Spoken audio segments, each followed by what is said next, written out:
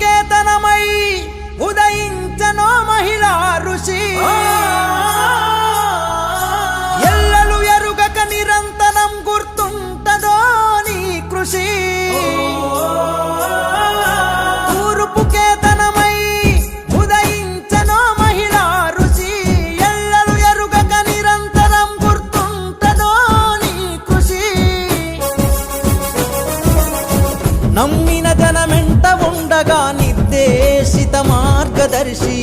ఎదుటోళ్ళ ఆకలి తీర్చి తోడుండే అందరి మనిషి నమ్మిన జనమెంట ఉండగా నిర్దేశిత మార్గదర్శి ఎదుటోళ్ళ